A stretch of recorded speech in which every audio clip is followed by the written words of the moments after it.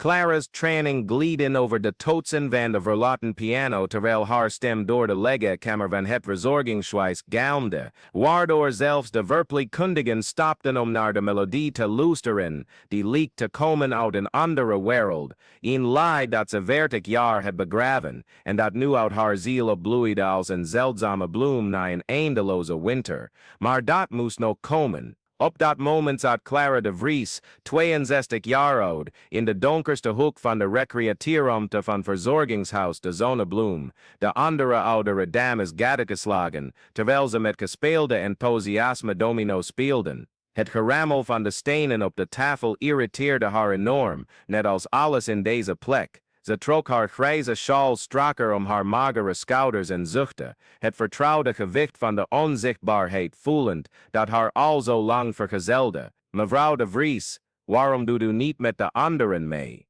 Vroeg Marike, een jonge verpleegkundige met krullend haar die altijd probeerde haar op te vrolijken met een geforceerde glimlach.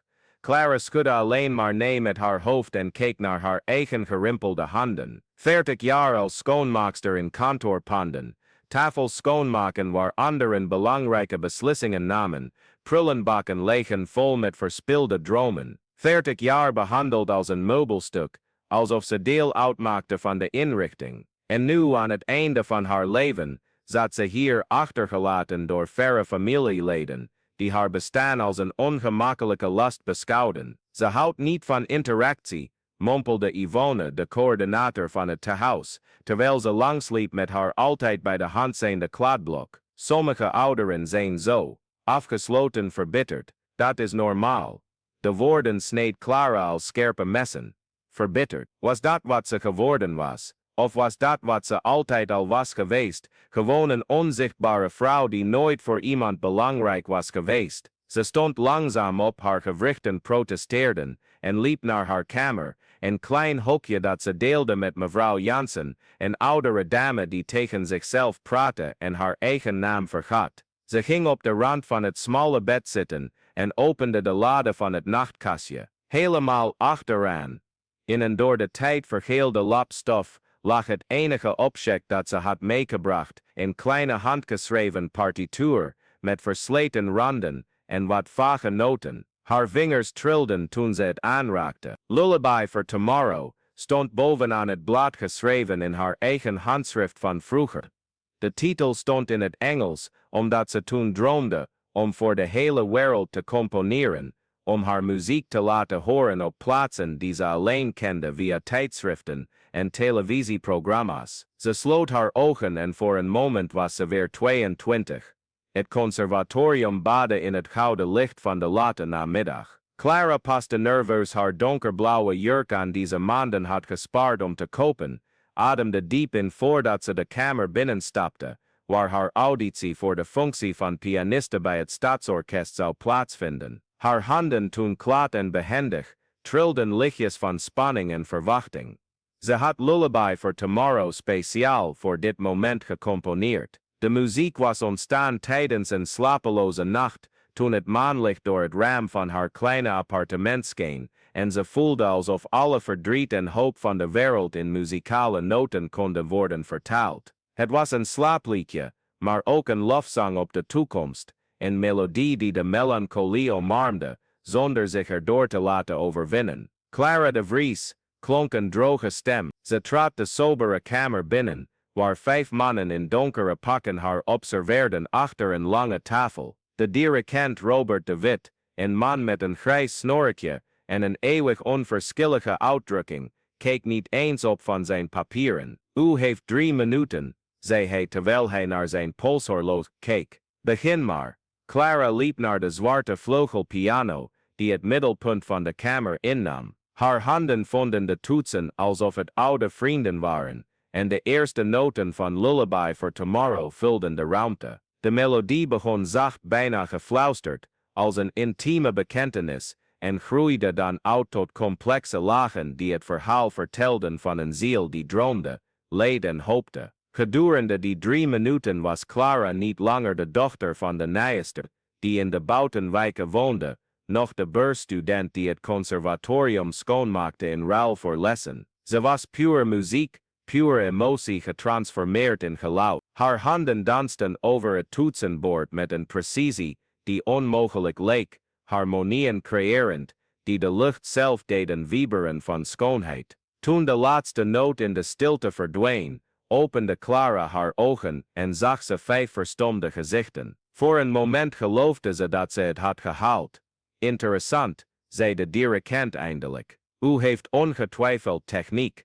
Maar, hij pauzeerde en keek met een neerbuigende glimlach naar de andere juryleden. Denkt u werkelijk dat iemand van uw sociale afkomst zich zou kunnen aanpassen aan de verfijnde omgeving van ons orkest? Zijn stem droeg een gif dat vermomd was als beleefdheid. Klassieke muziek vereist meer dan alleen vaardigheid.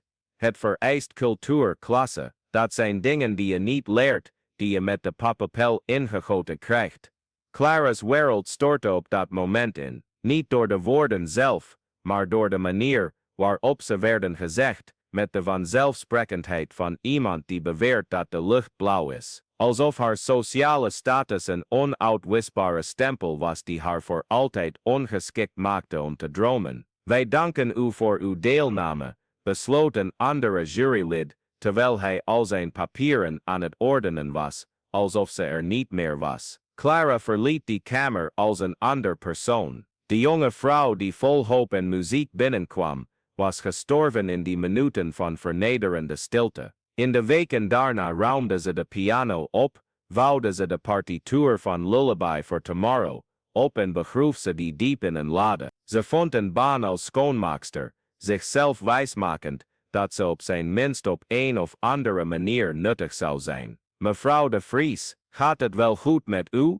Marijke's stem bracht haar terug naar het heden. De verpleegkundige stond in de deuropening van de kamer, met een bezorgde uitdrukking. Ik was alleen maar aan het herinneren, murmelde Clara, snel de partituur wegleggend. Het avondeten wordt over een half uur geserveerd. Zal ik u naar de eetzaal begeleiden? Clara schudde haar hoofd en Marijke liep weg, haar weer alleen latend. Buiten hoorde ze het lawaai van de stad, auto's, klaksons, leven dat zich afspeelt. Binnen in het verzorgingshuis was het stilte en een stilstaande tijd. De volgende dagen installeerde zich een nog zwaardere routine. Clara stond om 6 uur ochtends op, dronk koffie met smakeloos brood, ging op dezelfde stoel in de recreatieruimte zitten en bleef daar tot de lunch. Middags was het tijd voor televisie, altijd talkshows met ingestudeerd gelach of soapseries die ze niet kon volgen. Het avondeten was om 6 uur en om 9 uur moesten ze allemaal op hun kamer zijn. Het was een middelmatig voorspelbaar, veilig bestaan en Clara haatte elke seconde ervan. Op een donderdagmiddag brak echter iets de monotonie. Marijke verscheen in de recreatieruimte met een rolstoel waarin een vrouw zat, die Clara nog nooit eerder had gezien. Mensen, ik wil jullie graag voorstellen aan onze nieuwe bewoonster.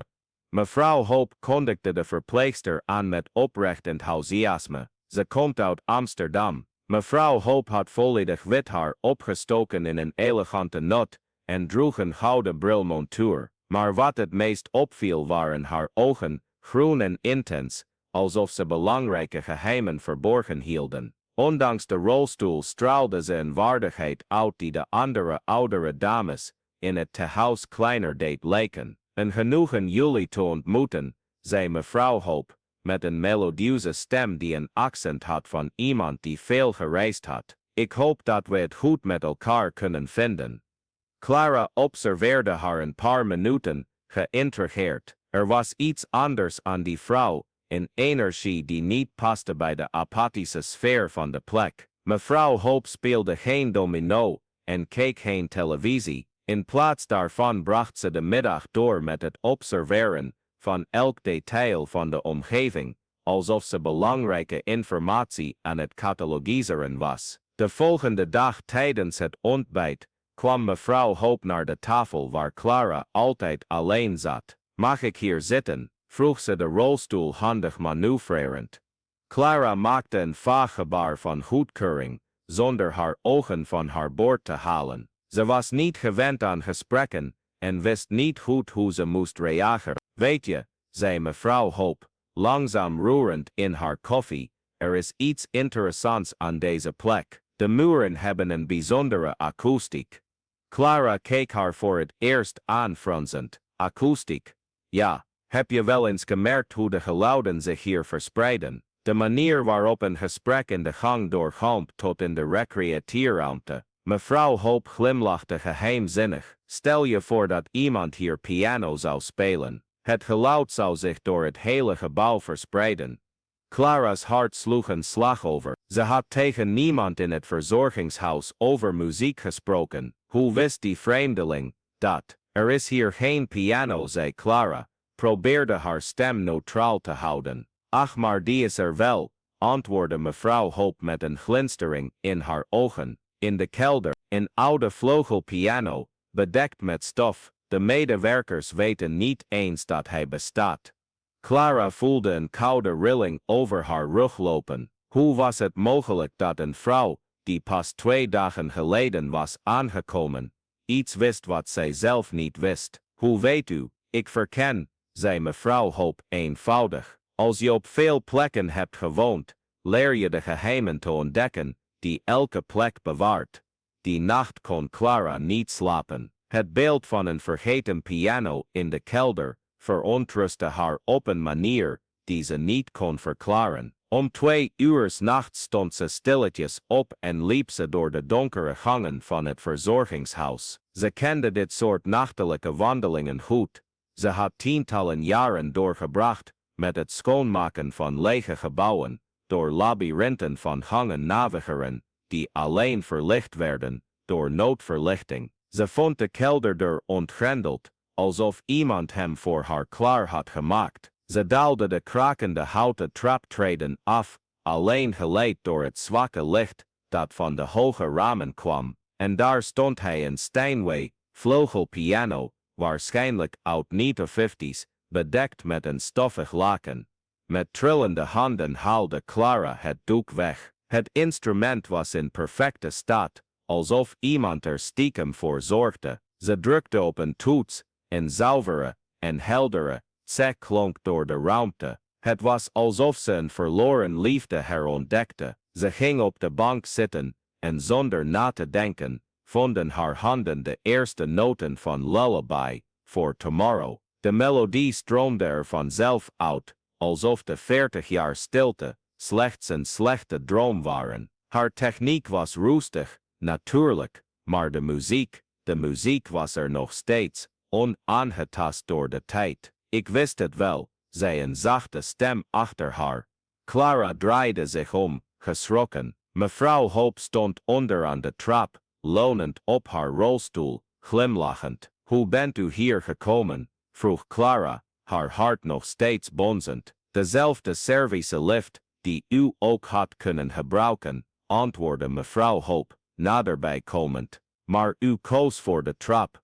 Interessant. Clara stond op van de bank verlegen. Ik zou hier niet moeten zijn. Dit moet eigendom zijn van het verzorgingshuis. En ik, Clara, onderbrak mevrouw Hope, en er was iets in de manier waarop ze haar naam zei, dat haar deed stoppen. Hoeveel jaar geleden heeft u voor het laatst gespeeld? De vraag was als een klap in haar gezicht. Clara voelde de tranen opkomen, maar ze vocht ze tegen. Ik nooit, ik ben heen. U bent pianiste, zei mevrouw Hope vastberaden. Eigenlijk componiste, en een zeer goede. Dat was ik, fluisterde Clara. Dat was ik, lang geleden, maar dat doet er niet meer toe. Doet er niet meer toe? Mevrouw Hope's stem droeg een vriendelijke verontwaardiging. Clara, u heeft zojuist een melodie gespeeld, die mij kippenvel bezorgde. En u zegt dat het er niet meer toe doet. Je begrijpt het niet, Clara. Week van de piano,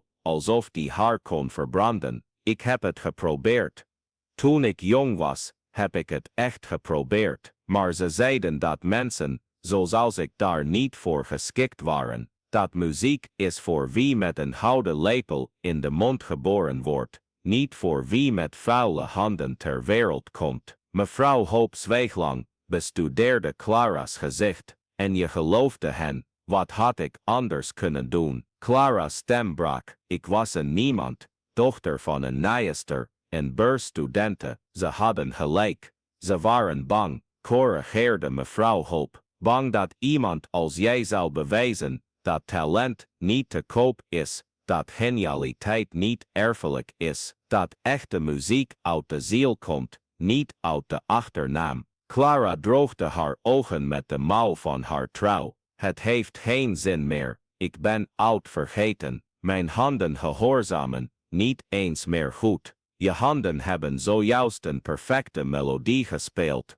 zei mevrouw Hoop, haar stoel dichter bij de piano schuivende. En bovendien, denk je dat Koos op 90-jarige leeftijd stopte met cello spelen, omdat hij oud was, dat Horowitz de piano verliet, omdat zijn handen verouderd waren. Mevrouw Hoop legde haar handen op het klavier en begon te spelen, een delicate en harmonieuze versie van de melodie die Clara zojuist had uitgevoerd. Maar er was meer variaties die Clara zich nooit had kunnen voorstellen, lagen van complexiteit die haar simpele compositie in iets groters transformeerden. Hoe ken je dit nummer? Vroeg Clara, met open mond. Omdat het een melodie is die het waard is om te kennen, antwoordde mevrouw Hoop, stopt met spelen. En omdat ik genialiteit herken wanneer ik die zie, zelfs als die begraven ligt onder decennia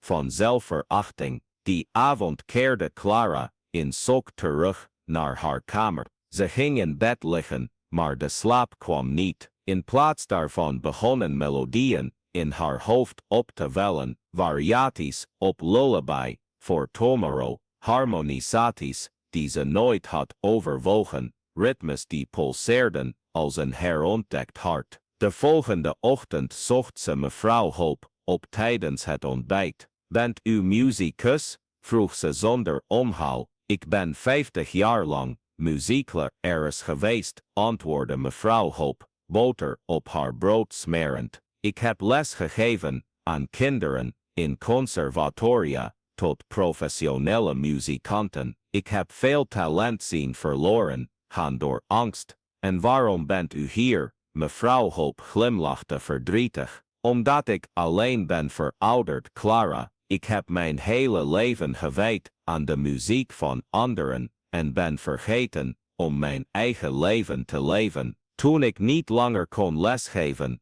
ontdekte ik dat ik niets anders had opgebouwd dan mijn carrière. Geen familie, weinig vrienden, alleen studenten die zijn opgegroeid en hun eigen weg zijn gegaan. Clara voelde een vreemde connectie met die vrouw. 2 levens gewijd aan dienstbaarheid, 2 verhalen van verspild talent, 2 onzichtbare vrouwen aan het einde van hun reis. Wilt u mij iets leren? Vroeg Clara, verrast door haar eigen moed. Mevrouw Hoop's ogen lichtten op. Clara, ik zou graag iets met je willen doen, iets wat onmogelijk lijkt. Wat? Ik wil dat je voor iedereen hier speelt. Ik wil dat je je muziek deelt. Clara lachte bitter. Mevrouw Hoop, u begrijpt het niet. Ik ben daar niet geschikt voor. En bovendien, wie zou naar een oude vrouw als ik willen luisteren? Iedereen, zei mevrouw Hoop, vol overtuiging. Je hoeft alleen maar te herinneren wie je werkelijk bent. De weken daarna waren een openbaring. Elke avond, nadat het tehuis in slaap was gevallen, ontmoetten Clara en mevrouw Hoop elkaar in de kelder. Mevrouw Hoop, ondanks haar rolstoel, was een strenge en inspirerende lerares. Ze hielp Clara niet alleen haar verloren techniek terug te winnen, maar ze liet haar ook haar eigen muziek begrijpen op manieren die ze zich nooit had kunnen voorstellen. Je compositie heeft een ziel, zei mevrouw Hoop op een van die avonden, nadat ze Clara een uitgebreide versie van lullaby voor tomorrow had horen spelen. Het spreekt over verlies,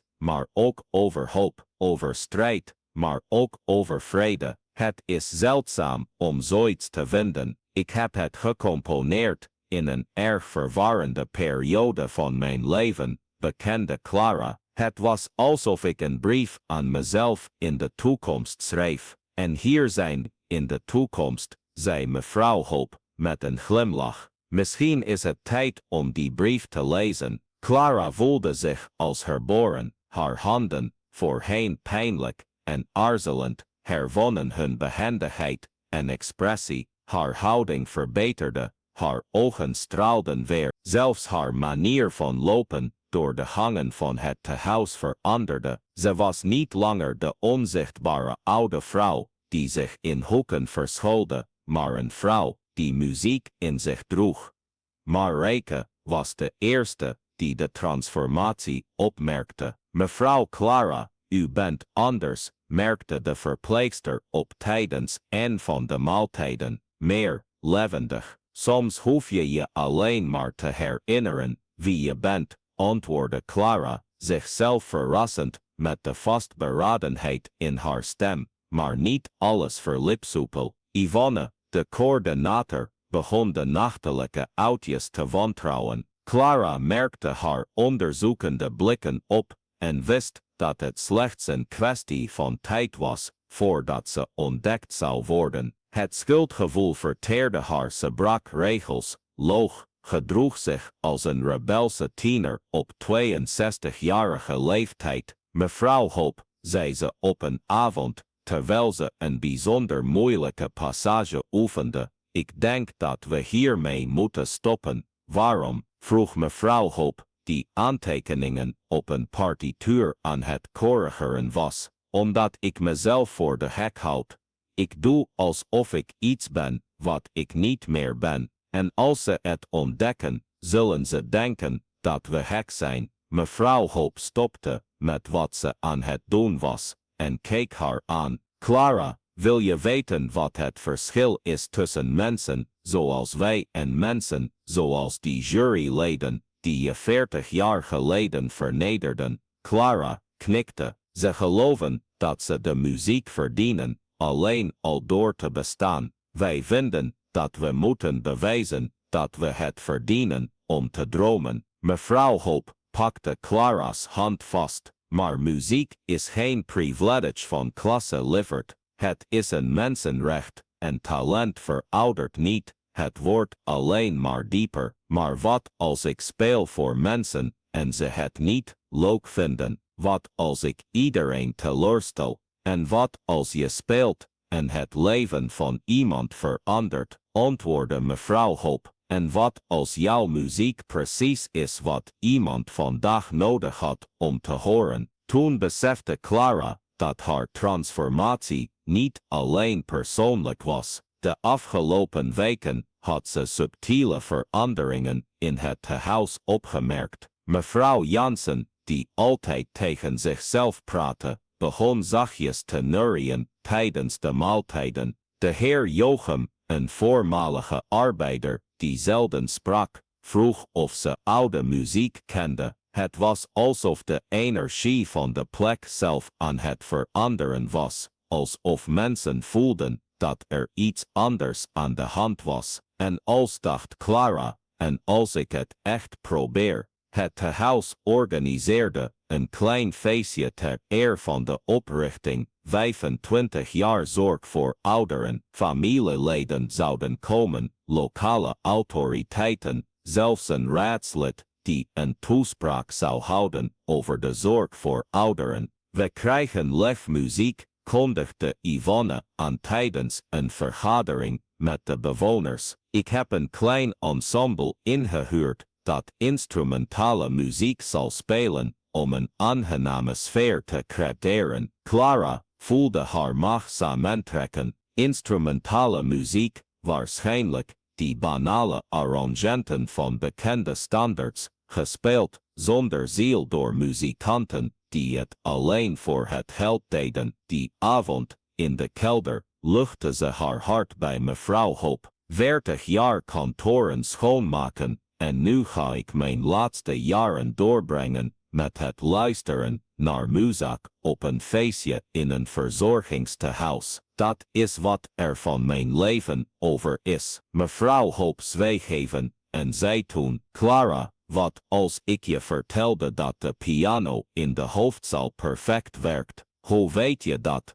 Omdat ik Marijke heb gevraagd om het te controleren. Ik zei dat ze ervaring had met instrumenten en kon helpen bij het onderhoud. Mevrouw Hoop glimlachte ondeugend. Het meisje is een schat. Ze heeft alles gedaan wat ik vroeg. Clara voelde een koude rilling over haar rug lopen. Wat ben je van plan? Niets, zei mevrouw Hoop, onschuldig. Ik vind het alleen jammer dat zo'n mooi instrument stil blijft tijdens een feest dat het leven zou moeten vieren. Mevrouw Hoop, nee, ik kan niet. U begrijpt het niet. Clara stond op opgewonden. Ik heb me 1 keer in mijn leven op het podium gepresenteerd en het was een ramp. Ze hebben me vernederd, me vernield. Ik ga dat niet nog een keer meemaken. Die auditie was 40 jaar geleden, zei mevrouw Hoop vriendelijk. Je was een angstig meisje dat probeerde vreselijke mensen te imponeren. Nu ben je een vrouw die heeft geleefd, die heeft geleden, die iets waardevols te zeggen heeft. En als ik de noten vergeet, en als mijn handen vastlopen, en als je vliegt, onderbrak mevrouw Hoop. Clara, luister je naar me, en als je vliegt, Clara ging weer zitten, haar handen trilden. Ik ben zo bang. Angst is normaal, zei mevrouw Hoop. Maar weet je wat erger is dan angst? Spijt. De rest van je leven bedenken wat had kunnen zijn. Voor even sloot Clara haar ogen en zag zichzelf weer als 22-jarige na die vernederende auditie. Als ze terug kon gaan in de tijd, wat zou ze dan tegen die gekwetste jonge vrouw zeggen? Als ik dit doe, als ik het echt doe, bent u er dan bij? Ik zit op de eerste rij, beloofde mevrouw Hoop.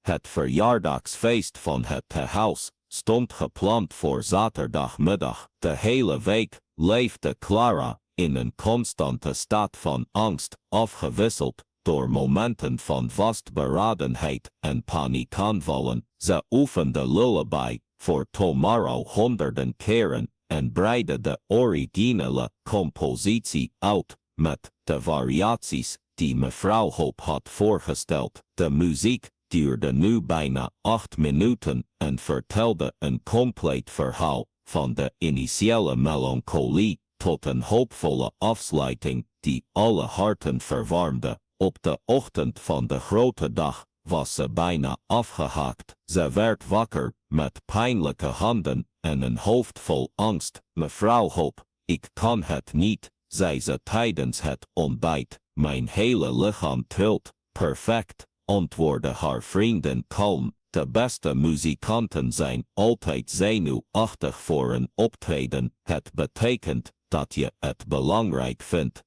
Maar wat als Yvonne het niet toestaat? Wat als ze me tegenhoudt? Laat Yvonne aan mij over, zei mevrouw Hoop, met een glimlach die Clara al had leren herkennen. Het was de glimlach van iemand die iets aan het plannen was. De hoofdzaal was versierd met gekleurde ballonnen en feestelijke slingers. Tafels waren gedekt met snoepjes en frisdranken en het kleine geïmproviseerde podium stond al klaar voor het muziekensemble. Clara observeerde alles van verre, zich voelend als een spion in vijandelijk gebied. De gasten begonnen rond 2 uur 's middags aan te komen. Familieleden die de ouderen eenmaal per maand bezochten, lokale autoriteiten die lachten voor foto's, journalisten van kleine media die het evenement zouden verslaan. Clara herkende enkele gezichten, kleinkinderen die nauwelijks met hun grootouders spraken, kinderen die een sociale verplichting leken te vervullen. Het muziekensemble betrad om 3 uur het podium. 3 mannen van middelbare leeftijd, met goed onderhouden instrumenten en professionele uitdrukkingen. Ze begonnen met een slappe versie van Girl from Ipanema, gevolgd door een zoete bewerking van Karin Hoso. De muziek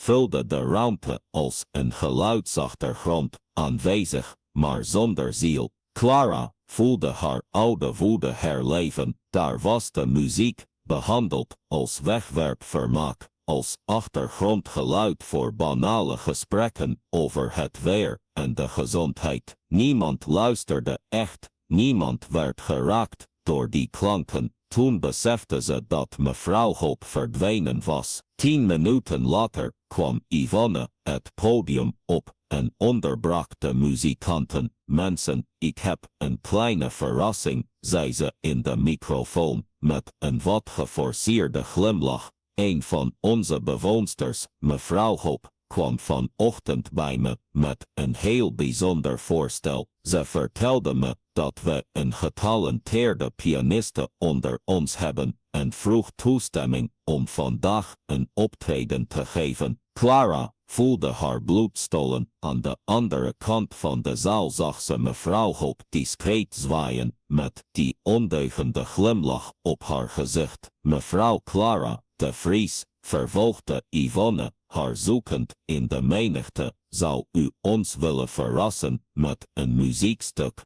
Alle ogen waren op haar gericht. Clara voelde haar benen wegsmelten, haar hart bonken, haar keel dichtklappen. Het voelde alsof ze weer 22 was, maar dit keer was het publiek, geen 5 rede juryleden. Het waren gewone mensen, ouderen, zoals zijzelf, vermoeide familieleden, nieuwsgierige medewerkers. Ik kan niet, begon ze te stotteren. Kom op, mevrouw Clara, riep de heer Joachim van Ver. U leek altijd al muziek in zich te hebben. Andere bewoners begonnen bemoedigend te applaudisseren. Mevrouw Jansen, die zelden coherent sprak, riep hardop. Zij heeft pianistenvingers, dat zag ik al op de eerste dag. Clara keek naar haar trillende handen. Daarna keek ze naar mevrouw Hoop, die een bijna onmerkbaar gebaar maakte. Een knikje dat zij nu langzaam, alsof ze naar haar eigen bestemming liep, ging Clara naar de piano toe. De stappen leken eindeloos. Haar wankelende benen hielden haar nauwelijks overeind. De zaal werd doodstil, alsof iedereen voelde dat er iets belangrijks op het punt stond te gebeuren. Ze ging op de bank zitten, riekte haar houding en keek naar het klavier. De toetsen leken gigantisch, bedreigend. Haar geest was volledig leeg. Adem, zei de stem van mevrouw Hoop in haar hoofd. Adem gewoon en laat de muziek stromen. Clara sloot haar ogen en drukte op de eerste toets. Terwijl ze speelde, dacht Clara aan alle onzichtbare vrouwen die door het leven gingen, dienend zonder gezien te worden. Ze dacht aan dromen die door angst waren begraven, aan talenten die door vooroordelen waren verspild, aan stemmen die waren verzwegen omdat ze niet in het verwachte plaatje pasten. En ze deed een stille belofte. Ze zou haar muziek, haar tweede kans, gebruiken om al deze onvertelde verhalen te eren. Ze zou laten zien dat het nooit te laat is om opnieuw te beginnen. Dat talent geen leeftijd kent. Dat ware kunst uit de ziel komt, niet uit een gouden lepel. De muziek bleef stromen en Clara wist dat haar ware verhaal pas begon. De 40 jaar stilte waren niet voor niets geweest. Ze waren de voorbereiding geweest op dit moment waarop ze eindelijk niet alleen haar techniek, maar haar volledige menselijkheid aan de wereld kon aanbieden. En terwijl de laatste noten van Renaissance door de zaal weergalmden, glimlachte Clara de Vries, componiste, pianiste, docente en eindelijk een zichtbare vrouw naar de toekomst, die zich voor haar opende als een blanco partituur, wachtend om gevuld te worden met de melodieën van een leven dat eindelijk ten volle werd geleefd. Het verpleeghuis zou nooit meer hetzelfde zijn en Clara ook niet.